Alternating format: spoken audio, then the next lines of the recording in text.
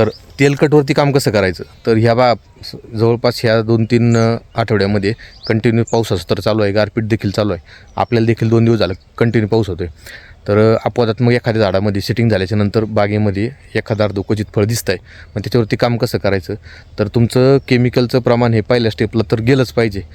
Copper असेल तुमचं किंवा कोसाईड 3000 असेल भारत सर्टिस कंपनीचं, किंवा तुमचं रेग्युलर ब्लू कॉपर असेल किंवा कॉपर कुठलंही कोसाईड किंवा तुमचं कोनिका हे देखील चालतं. कोनिकाचं प्रमाण 1 ग्रॅम, कोसाईड 3000चं प्रमाण 1 ग्रॅम आणि ब्लू कॉपरचं प्रमाण 1.5 ग्रॅम अशा प्रमाणामध्ये. त्यामध्ये तुम्ही जर कोनिका घेतलं तर वापरायची गरज नाही, नाहीतर दोन्ही ब्लू कॉपरमध्ये आणि कोसाईड 3000मध्ये देखील तुम्ही स्टेप्टो किंवा बॅक्टरसेल वापरू शकता किंवा व्हॅलिडामायसिन वापरू शकता.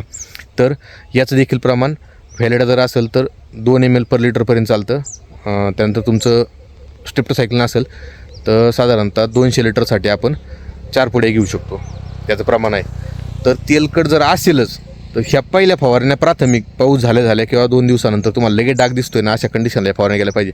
त्यानंतर 2 ते 3 दिवसानंतर तुमचे जीवाणूंचा हात गेलाच पाहिजे, कारण जीवाणूंशिवाय तेल्या कंट्रोल होत नाही. तेलकट डागाला जीवाणूंशिवाय पर्याय नाही. खालून देखील विजय ॲग्रो कंपनीचं जाहिरात वगैरे करत नाही, पण विजय ॲग्रो कंपनीचा आपलं मागचा रिझल्ट काढला होता आपण PBT, आणि त्यामध्ये व्यायाम मायक्रोरायझा हा आपण 200 ग्रॅम एकरी आणि 1 लिटर एकरी हे प्रमाण दिलं होतं. त्याचा रिझल्ट चांगला आला. आणि वरून देखील फवारायला 5 ml पर लिटर म्हणजे 200 लिटर पाण्यासाठी 1 लिटरचं प्रमाण आपण त्यामध्ये घेतलं होतं. 100% रिझल्ट खूप मस्त आले. आणि त्याच कंडिशननुसार आपण जर आता तेल्या वाढलेला आहे म्हणल्यावर आपण लिक्विड खतं देऊ शकत नाही. लिक्विड खतं द्यायचे नाहीत. त्यानंतर तुमचं वॉटर सोल्युबल पूर्ण बंद राहणार आहे आणि रासायनिक खताचा डोस कमी करायचा आहे. मग त्याला काहीतरी द्यावं लागेल ना, साईज घेते म्हणल्यावर. तर त्याच्यामध्ये प्रामुख्यानं जर आपल्या पातळीवर काम करायचं म्हणलं तर 100% यांचेच विजय ॲग्रो कंपनीचेच P आणि Kचे जीवाणू वापरायचेत. त्याचबरोबर शेंगदाणा पेंड, सरकी पेंड, त्यामध्ये गूळ आणि शेवटच्या दिवशी आपले जीवाणू हे साधारणतः 6 दिवस भिजत घालून सावलीच्या ठिकाणी रोज सकाळ संध्याकाळ ढवळून 7व्या दिवशी त्याच्यामध्ये P आणि Kचे जीवाणू घालायचे. त्यानंतर सकाळ मायक्रोरायझा घालायचा किंवा संध्याकाळ तुम्ही कधी पाणी देणार नसतं ज्यावेळेस द्यायचं आहे आपल्याला त्यावेळेस तुम्ही मायक्रोरायझामध्ये घालू शकता 100 ते 200 ग्रॅम.